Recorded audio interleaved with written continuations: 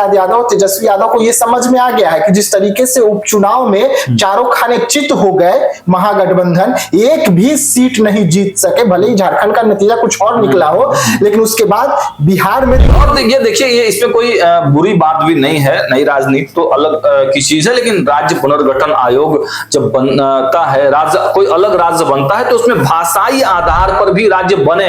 कई ऐसे उदाहरण आपको देखने को मिलेंगे जो भाषा के आधार पर, तेलंगाना का आप उदाहरण ले सकते हैं, कई और राज्य जो भाषा के इसमें किस तरीके से खटास आई ये भी सभी को पता है। लेकिन इस वक्त तेजस्वी यादव के पक्ष में राजेश वर्मा खड़े हो गए हैं। राजेश वर्मा कौन है? तो चिराग पासवान के सांसद हैं, चिराग पासवान के बेहद करीबी है, बहुत करीबी, हनुमान तक कहे जाते हैं। चिराग पासवान इस वक्त अगर किसी पे भरोसा कर रहे हैं तो अरुण भारती महागठबंधन उठा रही है, वो ठीक है। तो ये एक जो है जरूर है कि तेजस्वी यादव को कहीं ना कहीं सपोर्ट मिल रहा है। और कल जो इशारों में तेजस्वी यादव और नीतीश कुमार की बात हुई विकास, वो भी कल काफी ट्रेंड में रहा, वो भी काफी चर्चा में रहा, बहुत ट्रेंड में रहा। तेजस्वी यादव ने क्या कहा कि नीतीश कुमार जिस तरीके से इशारों में बातें कर लेते हैं, हम भी उन्हें जवाब दे देते हैं इशारों में, और वो समझ भी जाते हैं, और उनका इशारा लोग भी समझ जाते हैं। और अभी जो मैं बयान दिया हूँ, लोग समझ गए होंगे कि मैं क्या। नोरमा ग्रुप, जो सोचता है वो करता है, आपके अपने सपनों का आशियाना। नमस्कार, सुबह के 7 बज चुके हैं और रातों रात देख रहे हैं आप। देखिए, रातों रात में बीते दिन की तमाम जो बड़ी पॉलिटिकल घटनाएं हैं उसको हम लेकर आते हैं कि सुबह में आपको सारी जानकारी दे पाए। सुबह सुबह बड़े जो पॉलिटिकल अपडेट बीते दिन हुए हैं उन सब के बारे में बारी बारी से हम जानकारी दे दें। हमारे साथ सहयोगी विकास हैं, बारी बारी से हम लोग आपको एक एक टॉपिक बताएंगे कि आखिर बीते दिन यानी पिछले दिन की कौन सी बड़ी हॉट टॉपिक रही। तो विकास, हम लोग चर्चा करेंगे कल जो भी टॉपिक ट्रेंडिंग में रहा, विधानसभा का सत्र चल रहा है और देखिए राबड़ी देवी ने एक बड़ा विस्फोट कर दिया कल। राबड़ी देवी को चाहिए अलग राज्य, क्या कुछ मायने हैं इसके? लगातार हम भी कवर कर रहे थे, आप भी फील्ड में थे, तो क्या कुछ जानकारी है इस विषय में आपको? देखिए, अगर राबड़ी देवी का बात करें तो बिहार के पूर्व सीएम रह चुके हैं। उसके साथ साथ जब भी विधानसभा सत्र चलता है तो राबड़ी देवी सुर्खियों में आ जाती है, या जब भी राबड़ी देवी कैमरे पर आए तो राबड़ी देवी का जो बयान निकलकर सामने आता है वो चौंकाने वाला होता है। वैसे में राबड़ी देवी ने एक बार फिर से बड़ा बयान दिया कल। बीते दिनों की अगर हम बात करें तो उन्होंने मिथिलांचल को लेकर ये बयान दिया। मिथिलांचल को लेकर उन्होंने कहा कि जो मिथिला भाषा बोलने वाले लोग हैं, वहां की जो परंपरा है, वहां की जो शैली है वो बिल्कुल अलग है। तो वहां के लिए अगर अलग राज्य बनता है तो काफी अच्छा होगा। इससे वहां की जो विकास है वो काफी आगे जाएगी, विकास की जो गति है वो बढ़ेगी, क्योंकि मिथिलांचल जो क्षेत्र है अभी भी अगर हम बात करें तो वहां पे ठीक तरीके से विकास नहीं हो पाया है। तो उसको लेकर राबड़ी देवी ने बड़ा बयान दिया, काफी चिंतित नजर आई मिथिलांचल को लेकर।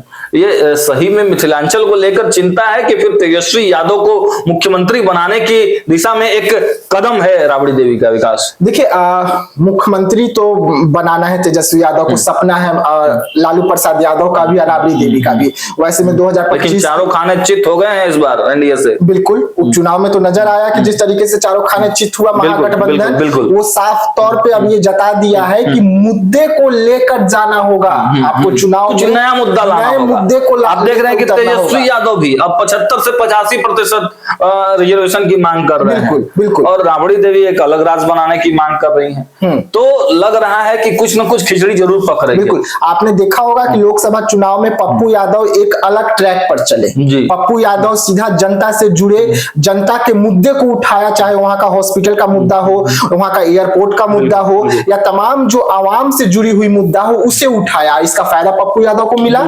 और यही कारण है कि अब राबड़ी देवी, लालू प्रसाद यादव, तेजस्वी यादव को यह समझ में आ गया है कि जिस तरीके से उपचुनाव में चारों खाने चित हो गए महागठबंधन, एक भी सीट नहीं जीत सके, भले ही झारखंड का नतीजा कुछ और निकला हो, लेकिन उसके बाद बिहार में 2025 ये तो और चिंता करने वाली बात है। बिहार में कोई असर नहीं तेजस्वी यादव का, और वही बगल में देखिए तो सुपड़ा साफ कर दिया है महागठबंधन ने, एनडीए का। बिल्कुल, तो ये तो और चिंता वाली बात है। जब एक बात होती है, जब आपका पड़ोसी या आपका कोई दोस्त एग्जाम में अच्छे मार्क्स ला लेता है तो आपके लिए ज्यादा समस्या हो जाता है विकास, और यही समस्या तेजस्वी यादव को हो रही है क्या? बिल्कुल। और देखिए यहाँ पर अब क्या हो गया, बिहार में अब 2025 की चुनाव है, जी। झारखंड परिणाम जो है वो एनडीए के खिलाफ गया। एनडीए के खिलाफ अब किस कारण से गया, क्या कारण है, इसकी समीक्षा चल रही होगी। बिल्कुल। लेकिन अगर बिहार की बात करें तो बिहार में तैयारी चल रही है चुनाव की, और ये बात राबड़ी देवी को समझ में आ गया है कि अगर बेटा को सीएम की कुर्सी पर बैठाना है तो अलग ट्रैक पर चलनी होगी, ये बड़ी बात, जनता के मुद्दे को उठानी होगी। और देखिए ये इसमें कोई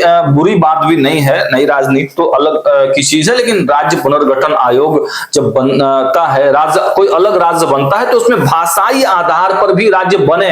कई ऐसे उदाहरण आपको देखने को मिलेंगे जो भाषा के आधार पर, तेलंगाना का आप उदाहरण ले सकते हैं, कई और राज्य जो भाषा के आधार पर, तो मिथिला एक भाषा है, इसको दर्जा भी दिया गया है, तो एक अलग राज्य की मांग अगर की जा रही है तो इसमें कोई अतिशयोक्ति वाली कोई बात नहीं है। अगले टॉपिक की तरफ हम लोग बढ़ेंगे। देखिए दूसरा जो बड़ा टॉपिक कल ट्रेंड में रहा कि तेजस्वी को मिला चिराग का साथ। बिल्कुल, इसमें क्या कुछ खेल नजर आया, क्योंकि तेजस्वी यादव चिराग के साथ, ऐसा क्यों? देखिए तेजस्वी यादव और चिराग पासवान दोनों की दोस्ती आप सबको पता है। बिल्कुल। दोनों के बीच में किस तरीके से खटास आई ये भी सभी को पता है। लेकिन इस वक्त तेजस्वी यादव के पक्ष में राजेश वर्मा खड़े हो गए हैं। राजेश वर्मा कौन है? तो चिराग पासवान के सांसद हैं, चिराग पासवान के बेहद करीबी है, बहुत करीबी, हनुमान तक कहे जाते हैं। हनुमान तक कहे जाते हैं। चिराग पासवान इस वक्त अगर किसी पे भरोसा कर रहे हैं तो अरुण भारती हो गए, राजेश वर्मा हो गए और सांबवी चौधरी हो गए। पार्टी का भी बड़ी जिम्मेदारी दी गई है। लेकिन राजेश वर्मा मैंने उनका इंटरव्यू भी किया। बिल्कुल, राजेश वर्मा का आप ही के इंटरव्यू में जब हमने उसे गौर किया, नोटिस किया, तो एक चौंकाने वाली खबर निकल कर बिल्कुल बिल्कुल वो स्मार्ट मीटर वाली जो बात, स्मार्ट मीटर वाली, उसमें उन्होंने क्या कहा कि हम शुक्रिया अदा करते हैं तेजस्वी यादव का कि उन्होंने जो बिहार में एक मुद्दा उठाया स्मार्ट मीटर का, ये सही मुद्दा है, इसके साथ हम खड़े हैं कि जो बिल आ रहे हैं वो इतनी नहीं आनी चाहिए। यानी कि जो महागठबंधन बार बार कह रही है कि इसमें सरकार बड़ा घोटाला कर रहा है और इसमें घोटाला हो रही है, जांच का विषय है कि स्मार्ट मीटर जो लग रहे हैं उसमें धांधली किस तरीके से हो रही है, तो उसके पक्ष में चिराग पासवान के सांसद, चिराग पासवान का पार्टी का बयान महागठबंधन के पक्ष में आ रहा है। तो ये तो नीतीश कुमार के लिए संकट की घड़ी है, बिल्कुल एनडीए के लिए संकट की घड़ी है। बिल्कुल, कि जो ऊर्जा मंत्री है उन्होंने कई बार कहा है कि कोई कुछ नहीं है या ऐसा कुछ भी नहीं है, बिल्कुल सब चीज ठीक चल रहा है, कोई विरोध भी इसका नहीं कर रहा है। लेकिन अब चिराग पासवान के जो सांसद हैं उन्होंने अगर ऐसा बयान दिया है कि स्मार्ट मीटर का जो मुद्दा महागठबंधन उठा रही है वो ठीक है, तो ये एक जो है जरूर है कि तेजस्वी यादव को कहीं ना कहीं सपोर्ट मिल रहा है। और कल जो इशारों में तेजस्वी यादव और नीतीश कुमार की बात हुई विकास, वो भी कल काफी ट्रेंड में रहा, वो भी काफी चर्चा में रहा, बहुत ट्रेंड में रहा। तेजस्वी यादव ने क्या कहा कि नीतीश कुमार जिस तरीके से इशारों में बातें कर लेते हैं, हम भी उन्हें जवाब दे देते हैं इशारों में और वो समझ भी जाते हैं और उनका इशारा लोग भी समझ जाते हैं। और अभी जो मैं बयान दिया हूँ लोग समझ गए होंगे कि मैं क्या कुछ बयान दिया हूँ। तो इशारों में बहुत खेल हो रहे हैं बिहार में, जिसे एकदम करीब से समझना होगा इस बार। बिल्कुल बिल्कुल। और एक इंटरेस्टिंग फैक्ट, कल हम लोग चिराग पासवान के आवास पर थे, आज भी उनके यहाँ बड़ा कार्यक्रम है, तो चिराग पासवान का जो आवास है विकास, उसका जब पिछला दरवाजा पे जाइएगा आप, तो वो तेजस्वी यादव को जो नया बंगला अलॉट हुआ है उनका पिछला दरवाजा और चिराग पासवान का पिछला दरवाजा वो दोनों आमने सामने है। तो ये एक बड़ा इंटरेस्टिंग फैक्ट है विकास। चलिए अगले ट्रेंडिंग टॉपिक की तरफ हम लोग बढ़ते हैं।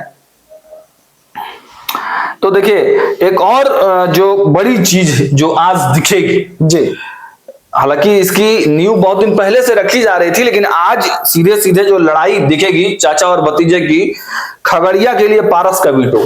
तो खगड़िया को आप काफी करीब से जानते हैं, उनकी पार्टी को भी लगातार आप कवर कर रहे हैं, क्या कुछ यहाँ अपडेट है? देखिए खगड़िया वो जगह जहां से राजनीति शुरू हुई थी स्वर्गीय रामविलास पासवान पद्म विभूषण, उनकी धरती है खगड़िया। लेकिन अगर कर्म भूमि की बात करें तो हाजीपुर चला आता है। चिराग पासवान खगड़िया से, पशुपति पारस खगड़िया से, और आज जब पार्टी का स्थापना दिवस दोनों पार्टियां मना रही है, चिराग पासवान की पार्टी भी मना रही है, पशुपति पारस की भी पार्टी मना रही है, 24वां स्थापना दिवस आज वो लोग मना रहे हैं। तो चिराग पासवान, हालांकि दोनों की ही पार्टी जो है ज्यादा पुरानी नहीं है, लेकिन चूंकि लोक जनशक्ति पार्टी वो 24 साल पुरानी है और उसके पर दोनों का अधिकार मानते हैं, और इसीलिए वो लोग 24वां स्थापना दिवस दोनों ही लोग मना रहे हैं। बिल्कुल, लेकिन मना तो रहे हैं, लेकिन एक बार पशुपति पारस इस बार कहाँ से मना रहे हैं आपको देखने वाली बात। जी, खगड़िया पहुंचे हैं, खगड़िया पहुंचे हैं, हाँ। शहर बन्नी पहुंचे हैं, और वहां से पार्टी का स्थापना दिवस मनाया जा रहा है, अलौली पहुंच रहे हैं। और वहां से अगर पार्टी का स्थापना दिवस मनाया जा रहा है तो पशुपति पारस के पास इस वक्त खोने के लिए कुछ भी नहीं, बिल्कुल नहीं है, सब कुछ खो चुके हैं। यानी कि पशुपति पारस जो है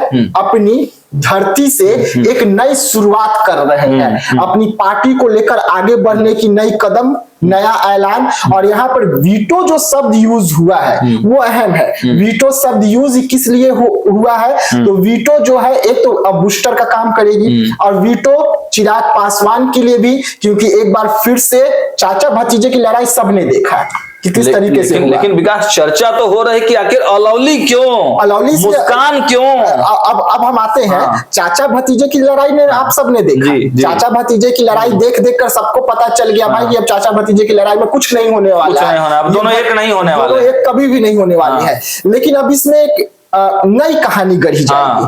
अब चाचा भतीजे की लड़ाई से अगर आप बोर हो गए हो तो अब भाई भाई की लड़ाई। अच्छा, अब एंटरटेन भाई भाई से लड़ाई। अब चाचा के, वो भी प्रिंस नहीं, प्रिंस तो दूर की बात, दूर चलेगा। अब पशुपति पारस के जो बेटे हैं मुस्कान, वो चुनावी मैदान में उतर रहे हैं। देखिए, ये राजेश वर्मा ने भी हमारे इंटरव्यू में ये बात को कहा है कि मुस्कान को लॉन्च करने के लिए वो वहां गए हैं। ये कोई रामविलास, स्वर्गीय रामविलास पासवान के लिए वो नहीं गए, स्थापना दिवस मनाने के लिए नहीं गए हैं, क्योंकि बार बार हर समय तो वो जाते नहीं है, 3 या 4 साल बाद वो जा रहे हैं। तो उन्होंने भी आरोप लगाया, और ये बात चल भी रही है विकास, लगातार जो राजनीतिक महकमे हैं वहां ये चर्चाएं जरूर चल रही हैं कि मुस्कान को लॉन्च करने के लिए वो गए हैं। तो इसमें कितनी सच्चाई देखते हैं? देखिए, मुस्कान लॉन्च होंगे, बिल्कुल आज लॉन्च हो जाएंगे, बिल्कुल हो जाएंगे। हाँ, थोड़े ही देर में ऐलान भी हो जाएगी। लेकिन खगड़िया जो सीट है, राजेश वर्मा वहां से चुनाव जीत कर आए हैं, चिराग पासवान की साख वाली सीट है, तो उसके इर्द गिर्द का जो सीट है वो तो एनडीए के खाते का सीट है जी। उसमें जरूर एनडीए के लोग चाहेंगे कि वो चिराग पासवान की वजह से वो सीट एनडीए के खाते में आए जी। तो लेकिन चिराग पासवान भी तो चाहेंगे ना कि ये सीट अगर लोकसभा हमारा है तो अगर हमें जो सीट मिलेगा वो हमें अपने ही लोकसभा क्षेत्र से मिल जाए, कुछ हाजीपुर से मिले, कुछ समस्तीपुर से मिले, कुछ खगड़िया से मिले। तो वहां पर भाई के सामने कौन खड़ा होगा? भाई। और सीधा चुनौती पेश कौन करेगा? आप ये मान के चल रहे हैं कि पशुपति पारस एनडीए छोड़ रहे हैं पूरी तरीके से ऐलान करेंगे कि हम एनडीए का हिस्सा नहीं है। जब एनडीए आपको अपना हिस्सा मानने के लिए तैयार नहीं है तो आप कब तक एक बोझा ढोइएगा? आप उस बोझे को छोड़िए और आगे बढ़िए, और अपनी पार्टी को लेकर आगे बढ़िए ताकि आपकी पार्टी को मजबूती मिले। और यही कारण है कि अब वो मुस्कान को लॉन्च कर रहे हैं और भाई के सामने भाई को खड़ा करेंगे और ये दिखाने की कोशिश करेंगे कि ठीक है, चाचा ने तो चिराग का बिगाड़ा, भाई ने क्या बिगाड़ा। बिल्कुल। और यही वजह है विकास, क्या पटना से भी एक बड़ी पत्रकारों की टीम लेके पशुपति पारस वहां गए हैं? बिल्कुल, पशुपति पारस अगर पटना से एक बड़ी टीम लेकर गए हैं तो पशुपति पारस जो है ये चाहेंगे पूरे बिहार लेवल पे उसको भुनाना चाहेंगे कि किस तरीके से अब मुस्कान की लॉन्चिंग हुई है, और अगर उसमें चिराग पासवान की पार्टी और चिराग पासवान बाधा बनते हैं तो सीधा आरोप लगाएंगे कि एक भाई दूसरे भाई को आगे बढ़ने नहीं दे रहा है। जीत भी उनकी, पट भी उनकी। चलिए अब अगले टॉपिक की तरफ बढ़ते हैं विकास। कल एक और बड़ा मुद्दा जो कि केवल बिहार ही नहीं देश लेवल पे ट्रेंड किया, वो था चिराग चेतन ने बढ़ाया एनडीए का टेंशन जी। क्या कहेंगे इस पे आप?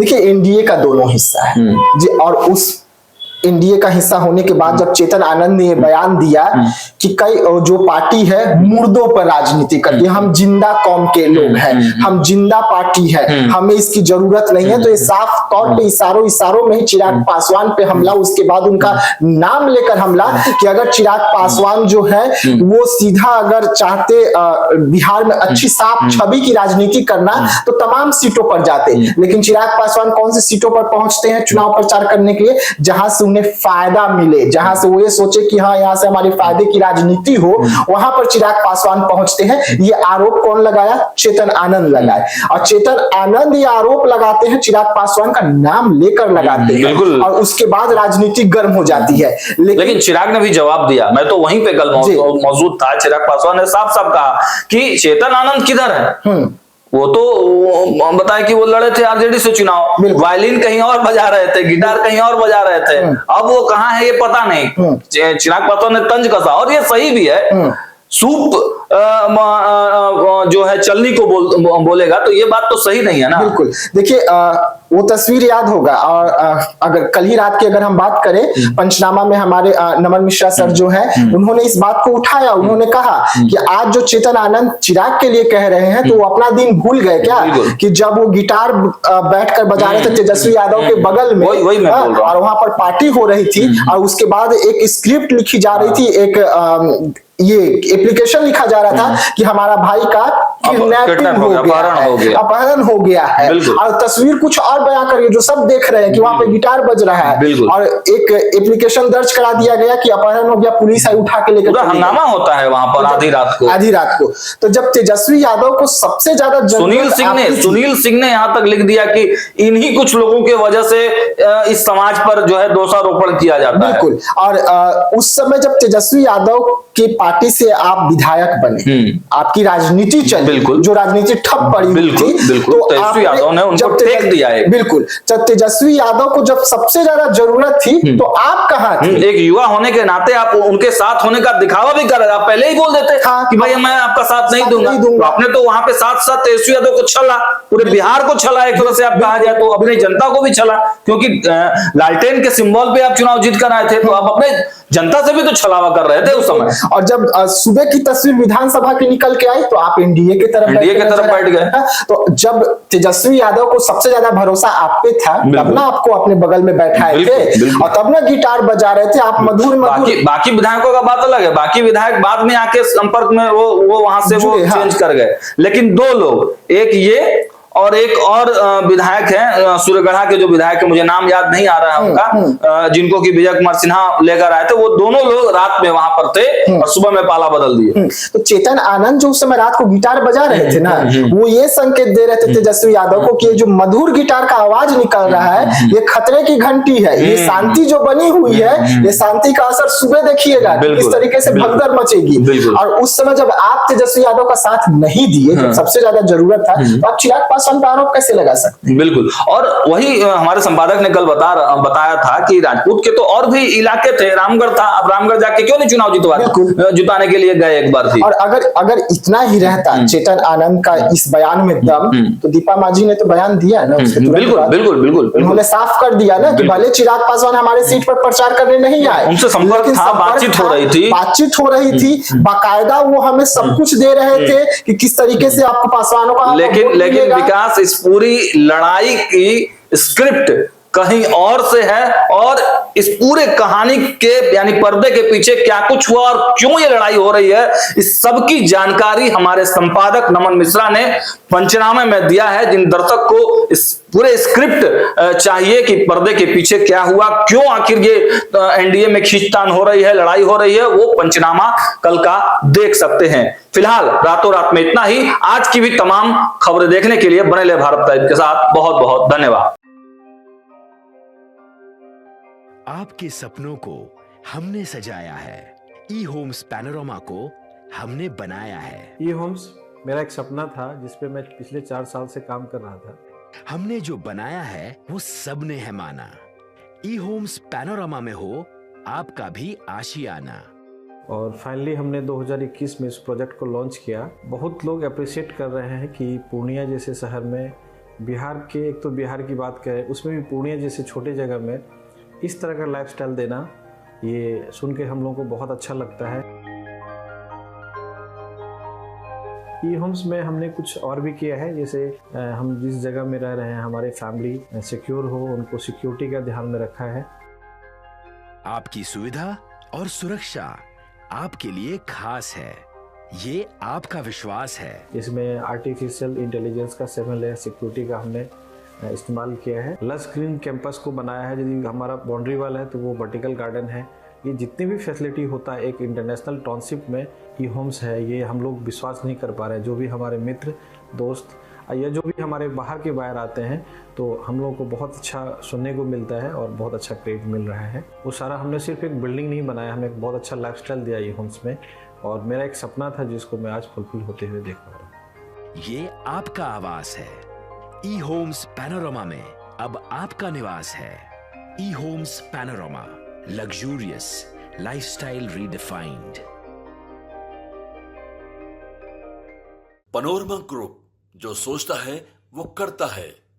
अगर ये वीडियो पसंद आई और वह बिहार के राजनीति और बिहारियत से सरोकार रखेनी तो सब्सक्राइब बटन दबा के चैनल के सब्सक्राइब कर ली। ओजे एगो घंटी बा, ओकरा बटन दबा देला से कुल सटीक और मारक खबर रुआ मुफ्त में मिल जाई।